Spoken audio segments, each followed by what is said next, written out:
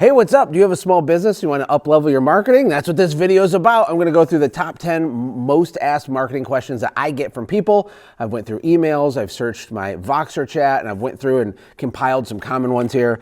And it's going to make you a lot of money. You ready? Number one, how much should I spend to acquire a new customer when marketing? You've heard the phrase customer acquisition cost, right? How many dollars would you give away to get a brand new shiny customer, and how do you know? Well, it depends. It depends on a couple factors. The first thing I'll say is if you have a repeat service, it's different than if you have a one-time product offering. For example, if you're a roofing company, maybe you install one roof ever per customer on average, for example. Or if you sell, hot tubs, maybe that only happens once. And so you can't spend, as much as a percentage of that first transaction because that first transaction is your only transaction, right? But if you have a repeat service, we want to do a little bit more math. We want to figure out what's the annual value of that relationship or potentially even the lifetime value of the relationship. Whoever can spend the most money to acquire a customer wins. That's a famous Dan Kennedy quote. And little business owners are always trying to cut. The real question you should be asking yourself is, how can I still have a profitable, thriving, growing business and be more aggressive on the amount that I spend? So anyway, let's go through an example here. If you have a cleaning company, let's do a maid service, for example, and maybe your average price is $300 a month that you get for cleaning someone's home. And so that means in a year, you're going to collect $3,600, $300 times 12 months, $3,600.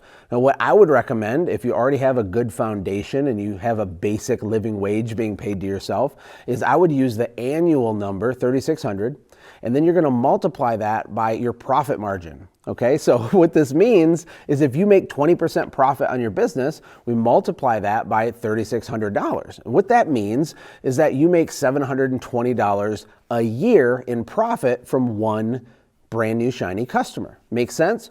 Now, you don't want to spend the whole $120 to get the customer, but you should be comfortable spending a portion of it. And here's why.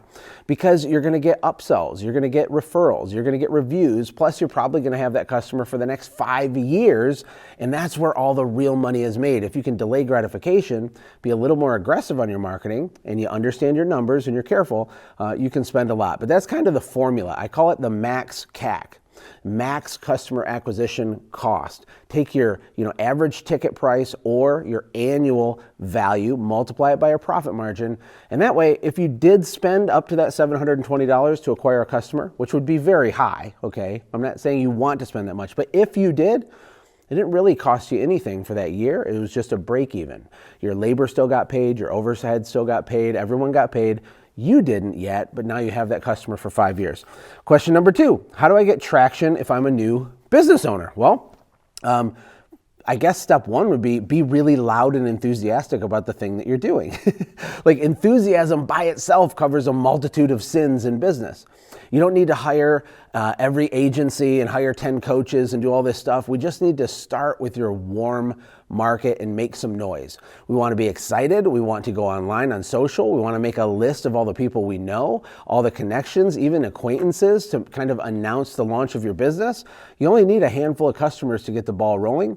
And then of course, educating yourself and up-leveling, all the myriad of tactics that are available to you. But I've seen people with virtually no budget at all make hundreds of thousands their first few months in business just by hitting the streets. I coined a term years ago called bog marketing, boots on the ground. And if you don't have a budget and you're brand new, boots on the ground is the path. Now, it might not be fun, but it could change your life forever. I know 2 people personally that built 8-figure businesses only knocking on doors. And maybe that's not your cup of tea. You certainly don't have to do that, but there's no excuse, even if you're new, from getting momentum because opportunity is everywhere. People need your stuff, but they have to know that you exist in the first place. So you're shaking hands, you're kissing babies, you're meeting realtors, you're introducing yourself to the mayor of your town, you're joining the Chamber of Commerce, you're knocking on doors, you're passing out flyers, you're making noise, you're doing bog marketing, and that will give you a lot of momentum. Question number 3 is a good one. It's how do I get more reviews? I've heard recently some people say it's harder to get reviews for some reason than it was before. I don't know if that's true, But how do you get reviews? Well, it's choreography. If I ask 10 companies, do you ask for reviews? All of them would probably say, yeah, we ask for reviews. But if I actually lifted up the hood and looked into their business, the choreography and the nuance of how they ask for reviews, every one of the 10 businesses would be completely different. And there would be some people getting 10 times the volume of reviews than the other people. And so the question we have to ask ourselves is why? Well, I'm going to tell you why. It's the choreography. And I've said that 3 times now. You're like, what are you talking about, Josh? Here's what choreography means. It means that we want to seed in the idea that they are going to give us a review in the future throughout the whole customer lifecycle. When they call you to get an estimate, we're going to plant a seed that we're going to earn their 5-star review. When you go give them the estimate or you make the sale or you do the sales pitch, we're going to seed in the idea, perfect, hey, the crew's going to be out next week. Hey, it's our job to exceed your expectations and earn your 5-star review. Now that's the second touch. Then when your technicians go do the work, there needs to be a script.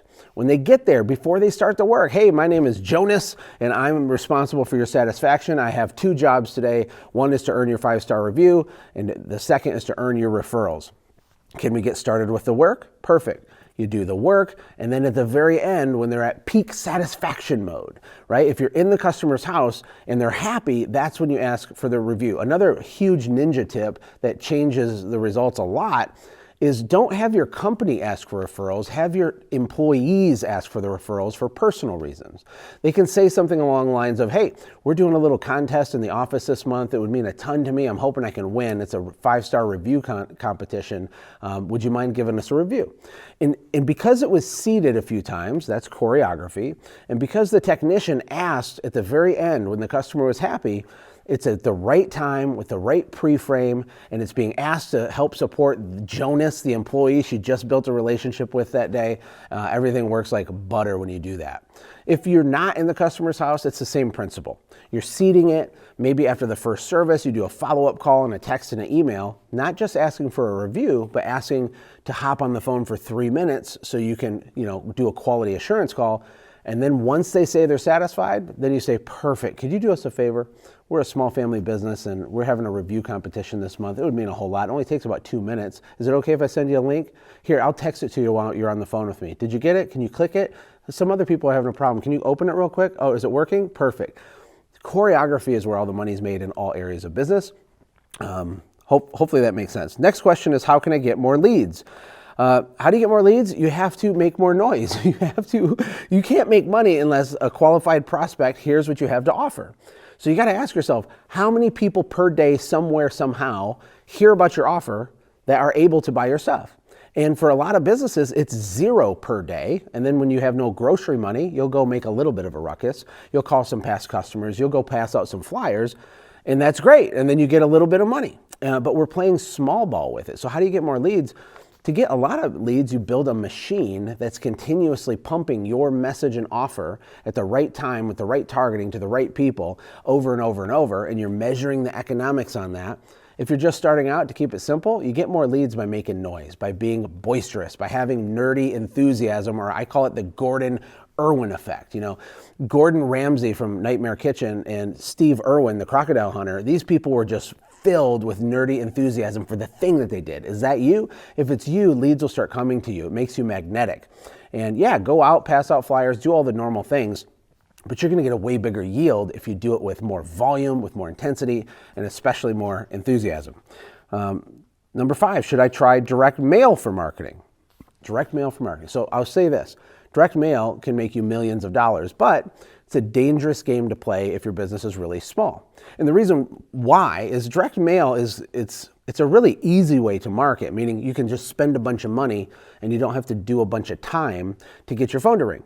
But it's an expensive game because direct mail typically doesn't work very well unless you're doing it repeatedly over and over and over.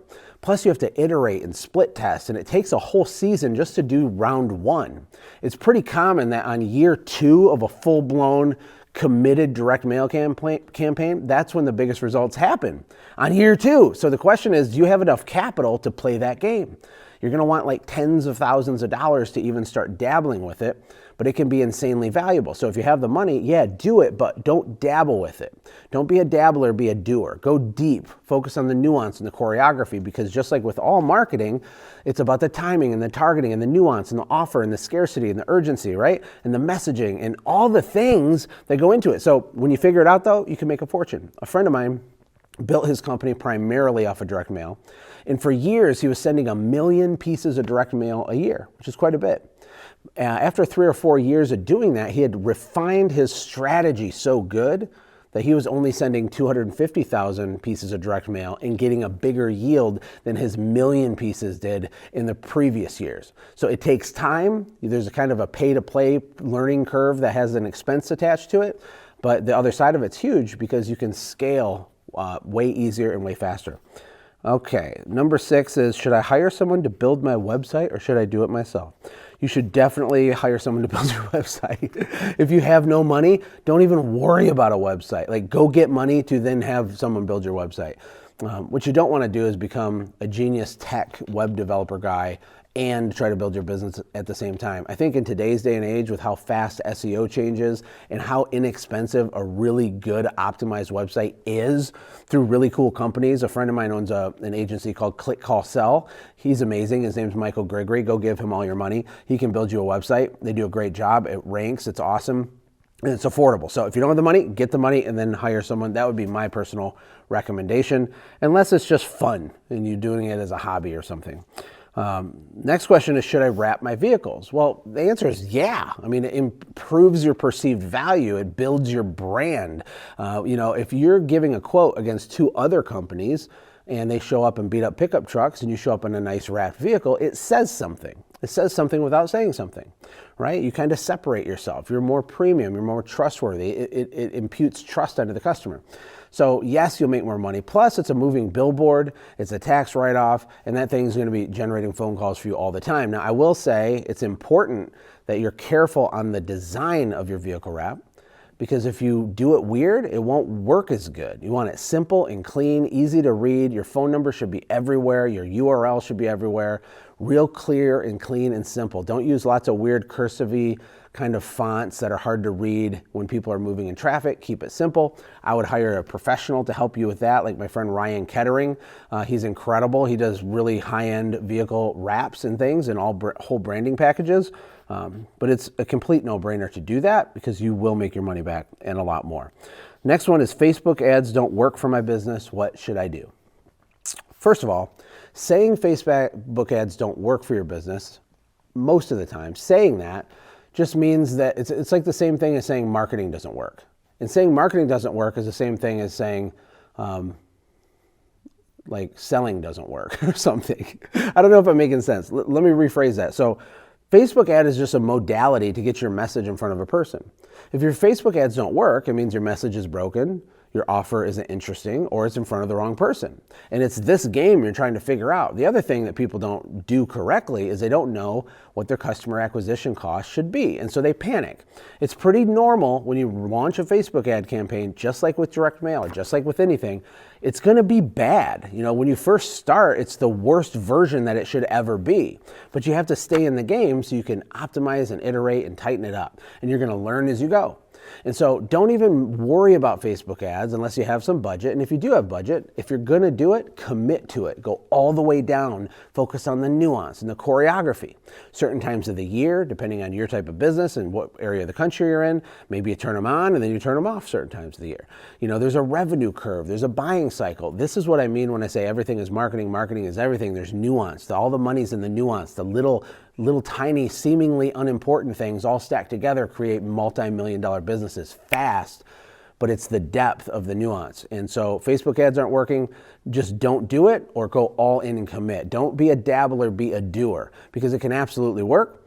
The last caveat I'll say is if you have a really low ticket service, it is trickier to get Facebook ads to make a ton of sense for you. So if your average job is $100 or $200, it's hard, right? Because it's going to be trickier to get a lead and sell a job for 10 or 20 bucks if you're only making 100 or 200 bucks. Whereas if you have a higher ticket service, all marketing becomes easier. Okay, now we have, should I focus on branding or marketing? Well, I'll just say this. For in the context of small local business owners, you're not Coca-Cola, okay? So is brand important? Yes, it's important. Is it important for you? Probably not if you're a little tiny business and you don't even do regular marketing consistently yet. Probably not. But it's good, and I like that you like your logo, and your mom's really proud of you of your cool logo. That's really awesome, but what we need is sales. We need to make it rain. We need rainmaker campaigns. We need you boots on the ground making the phone ring. You need to overwhelm yourself with so much deal flow that you're under this pressure to hire and scale, right? That's the positive type of pressure when you're growing a business. But if you're redesigning your logo and looking at your color palette and you're totally broke, I think that's probably a bad idea. Those are my thoughts on that. And then last but not least, what is a marketing lever and how do I create one? A marketing lever is simply a magical box. It's a magical box that you can put $1 in the top and $9 shoots out the bottom. You know, you put $1 in the top, you pull the lever, and $10 shoots out the bottom. It's this idea with all marketing that we want to systemize and understand the economics of a marketing method. So Facebook ads can be a marketing lever for you. I teach people there's 3 different types of marketing levers. You have primary levers, secondary levers, and experimental levers. A primary lever could be anything from knocking on a door to doing yard signs to passing out flyers to doing direct mail or EDDM to doing Facebook ads to doing Google ads. It can be anything. There's all these things. A primary means you already know that it works and it's reliable for you. So you know that if every 842 cards I put out, I get 2 brand new shiny customers and it cost me $316 to have done that and all that makes sense, that is a lever. Now, here's the last part of the definition of a lever. A lever needs to be scalable. And so sometimes people say, well, Josh, isn't Google AdWords a lever? You know, people searching for a plumber in Flint, Michigan. Well, people that are searching for plumber in Flint, Michigan, I want them to find you. I want you to have your AdWords on. Yes, we should take those deals, but no, it's not really a lever because I can't scale it. It's limited to the amount of people that are searching for that thing. So for example, if 62 people a month type in, I need a plumber in Flint, Michigan, I hope you get all 62 of those calls, but the problem is, and the reason it's not a lever, is I can't turn those 62 calls into 243 calls. Makes sense? So for it to be a lever, it's got to scale. Hey, I know I went fast. I know there's a lot in here. Hey, what did you think? What questions did I miss? These are common ones that I get. I like to help small business owners go faster. I hope you're enjoying this channel and all the fun stuff we're experimenting with. I appreciate you being here very much. Don't forget to like and comment on the video. It helps the algorithm, and plus I'd love to hear your story. See you in the next one.